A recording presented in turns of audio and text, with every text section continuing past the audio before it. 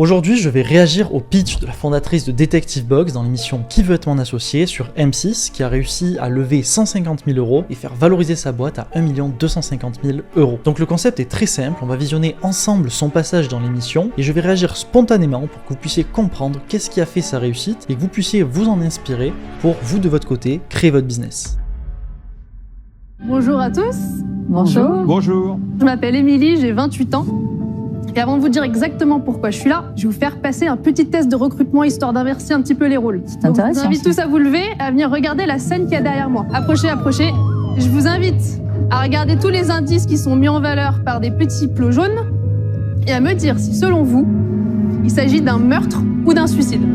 Déjà là je trouve super intéressant sa façon dont elle inverse les choses, où en fait elle va faire vraiment vivre l'expérience aux investisseurs, parce que c'est la meilleure façon de vendre une box. Une box c'est une expérience. Donc la meilleure façon de faire comprendre aux clients, aux personnes, la valeur que vous allez leur apporter, eh bien c'est de leur montrer l'expérience. Et on voit que là les investisseurs, quand ils sont plongés dans le truc, déjà on voit qu'ils sont beaucoup plus intrigués que simplement si elle parlait simplement de son concept. D'ailleurs on le voit, c'est pour ça que toutes les plateformes d'abonnement, streaming, Netflix, etc. vous offrent toujours des mois d'abonnement par-ci par-là, parce qu'elles veulent vous plonger dans l'expérience de leur plateforme pour que derrière vous puissiez tout simplement rester abonné et continuer de dépenser. Donc très bien joué de sa part. Se mettre dans la tête d'un détective comme ça, c'est exactement ce que nous on essaye de faire avec Detective Box, mais à la maison et en bien plus poussé bien sûr. L'objectif c'est de résoudre une grande enquête, une grande affaire de meurtre, et ça vient avec des box, donc des épisodes de l'enquête. Dans ces box, il y a des indices, il y a des pièces à conviction, il y a des documents de police et plein d'autres objets que vous pouvez voir sur le tableau là par exemple. Et donc vous les recevez mois après mois, et au bout du 3e et dernier épisode, donc de la 3e et dernière box, normalement vous avez tous les éléments en main pour pouvoir démasquer le meurtrier de cette grande enquête. C'est comme une grande série policière, mais là, le détective, c'est vous. Donc là, pareil, ce qui est intéressant dans ce passage-là, c'est qu'on voit qu'elle détaille vraiment le concept. Et ça, c'est très important. C'est une erreur que font beaucoup de débutants quand ils essayent de vendre leur box. C'est que des fois, ils vont faire la bonne chose de parler de leur expérience, mais ils vont oublier de préciser exactement qu'est-ce qu'on va recevoir. Et du coup, c'est un peu fou pour le client, et le client, du coup, ne comprend pas la chose. Et là, c'est pareil devant les investisseurs. Elle a besoin que les investisseurs comprennent bien comment fonctionne son concept. Et là, elle le fait très bien. Elle explique bien que ce sont des box que les personnes vont recevoir une fois par mois, avec tous les éléments, etc. Et donc, ça permet d'appréhender la chose et elle le fait très bien. Et j'ai découvert le concept des jeux d'enquête par épisode. Là-bas, c'est un concept qui est très répandu, les gens connaissent très bien. Il y a d'ailleurs une grosse entreprise qui propose ça. Et moi, qui suis très fan de jeux, qui suis très fan d'escape game, je connaissais pas, donc j'ai été intriguée. J'ai commandé une box que j'ai adoré recevoir chez moi. C'était une entreprise qui faisait déjà 50 millions de dollars de chiffre d'affaires, qui s'était contentée du strict minimum. Là, je me suis dit, ok, je peux écrire une meilleure enquête que ça, c'est sûr.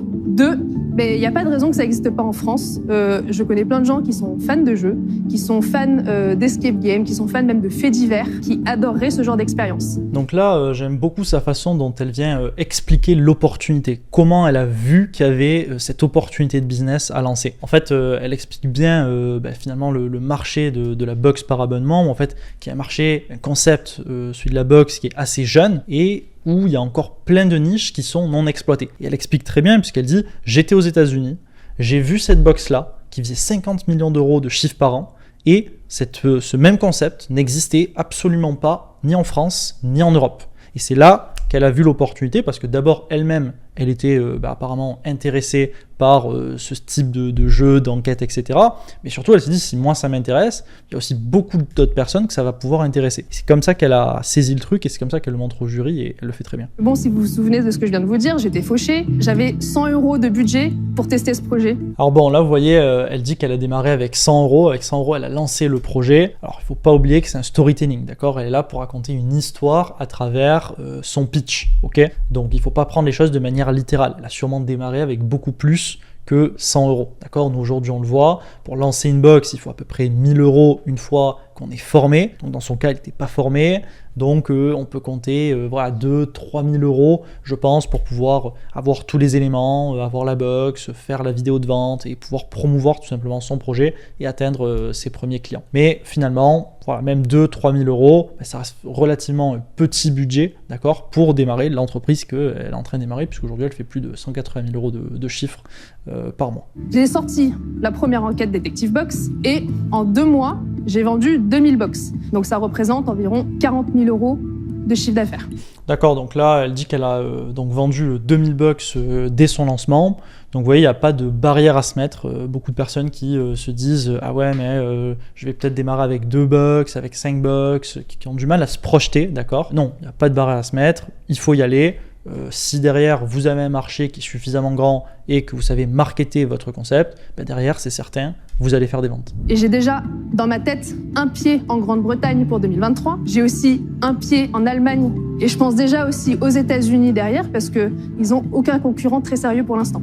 Ouais, ben vous voyez, elle a totalement raison, d'accord? Elle s'en arrête pas simplement à la France. Ça, c'est une erreur que beaucoup de personnes font quand ils démarrent, par facilité ou parce qu'ils n'ont pas l'esprit assez large. Comme ils sont français, ils se disent, bah, je vais me lancer en France. En fait, non, il faut se lancer où il y a des opportunités, d'accord? Elle dit, je démarre en France, mais en fait, c'est aussi... Ce concept, il est aussi pas présent en Angleterre, il est aussi pas présent en Allemagne, il est aussi pas présent dans notre pays. Je vais aussi attaquer la boxe aux États-Unis. Et en fait, elle vient étendre totalement son marché. D'accord? Donc il ne faut pas avoir l'esprit fermé. Au contraire, une box aujourd'hui, c'est simplement un site internet, un logisticien et on peut tout gérer à distance. Donc il n'y a pas de barrière à se mettre. Et en fait, si vous avez 50 000 € de chiffre avec votre box en France, ben, vous lancez en Allemagne, ben, vous en avez 50 000 de plus. D'accord? Vous lancez en Angleterre et c'est potentiellement 50 000. Donc vous venez de doubler, tripler votre business, tout simplement parce qu'il y a ces opportunités aujourd'hui dans les box. D'accord? Et c'est exactement ce qu'a fait un de nos élèves qui justement plafonnait à 25-30 000 de chiffres, s'est lancé en Allemagne, il est passé à 75 000. Donc pas avoir d'esprit fermé. Combien ça te coûte justement de faire cette box? C'est intelligent ce modèle parce que c'est scalable, tu peux grossir vite. Une fois que tu as fait le site internet, que tu as automatisé les coups de téléphone, tu n'as pas besoin d'humain et ça me plaît. Ouais. C'est vraiment intéressant. Totalement. Maintenant, combien te coûte une box? Parce que tu dis que tu la vends 20, 30 €. À combien elle te revient la box? Et est-ce que tu es rentable dès le début? Dès le début, on est déjà rentable. Alors là, il y a deux choses très intéressantes à noter. D'abord, c'est un peu l'esprit d'e-commerçant de Anthony Bourbon, qui est donc un des membres du jury. Lui-même étant e-commerçant, il connaît la scalabilité des e-commerce. Il sait qu'avec un e-commerce, ça peut aller très vite parce que dès lors qu'on est capable de produire, on peut distribuer très vite et donc atteindre très vite beaucoup de clients. C'est ce qui fait que moi, d'ailleurs, je préfère les business de produits VS les business de services qui ont beaucoup plus de mal à scaler parce qu'il faut recruter, il faut faire de l'humain, etc. Et ça met beaucoup plus de temps. Le produit, une fois qu'on l'a industrialisé, ça part très vite. Et c'est ce qui est soulevé, c'est pour ça que ça plaît beaucoup aux investisseurs et notamment à Anthony Bourbon. La deuxième chose qui est très intéressante à relever, c'est qu'elle dit, vous voyez, qu'elle est rentable dès le début. Elle est rentable dès le début, pourquoi? Parce que le business de Box est un business à cash flow positif. Elle va toujours encaisser d'abord l'argent des clients et avec cet argent, en fait, derrière, elle va aller obtenir les produits et donc livrer ses box. C'est ça qui est intéressant avec ce modèle et qui permet de démarrer avec relativement peu de moyens. Une box, ça coûte 3,70 € à produire. Donc j'ai du mal à le croire. 3,70 € avec tout ce qu'il y a dedans. C'est très peu. Hein. C'est du document. Il y a quand même 3 stylos dedans. Ouais. Et puis il y a aussi beaucoup de manutention. Je comprends pas comment tu arrives à ce chiffre-là non plus. Ça reste quand même très faible. Bien sûr. Alors déjà, là, elle est très drôle, elle leur dit oui, ouais, c'est bien ça, ouais.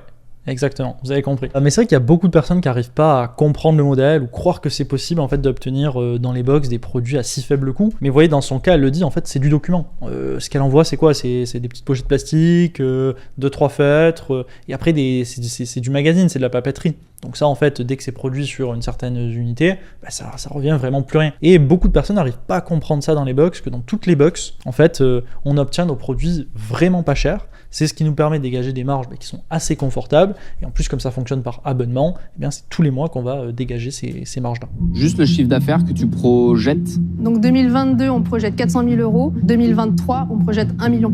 Et après, 2024? L'objectif, c'est de faire 3,5 millions et après, les étoiles. Hein.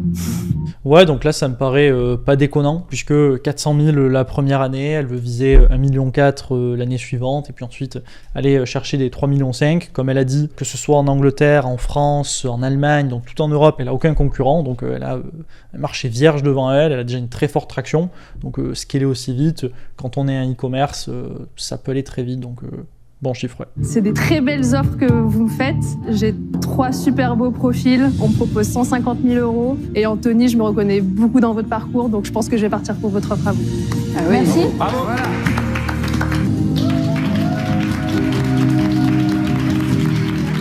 Donc voilà, levée de fonds réussie pour Émilie, donc quand même à une valorisation pour sa box de 1 250 000 €, elle va même jusqu'à lever donc les 150 000 €. C'est pas étonnant parce que bon business qui e-commerce, qui peut scaler très vite, donc ça c'est des profils qui vont vraiment intéresser les investisseurs. Modèle par abonnement, très intéressant aussi pour les investisseurs parce que derrière s'il y a un rachat, ça fait faire encore plus gonfler la valorisation de la boîte et donc les investisseurs vont pouvoir en tirer un plus gros montant. Elle a fait un super pitch, son histoire est très intéressante, elle présente bien à chaque fois le modèle, elle présente aussi bien l'opportunité qu'il y a dans les box et du coup ça intéresse directement les investisseurs. Elle a aussi une forte traction puisque dès le départ en fait quand elle se présente sur l'émission elle a déjà fait donc plus de 2000 ou 3000 ventes, donc pareil les investisseurs savent que c'est déjà quelque chose qui est en train en ce moment même de marcher.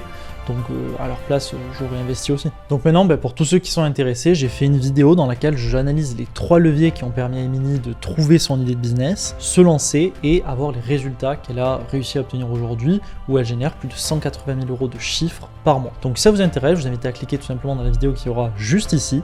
Cliquez dessus et vous aurez accès à l'analyse complète. C'était Yoann des Co-Founders et je vous dis à bientôt.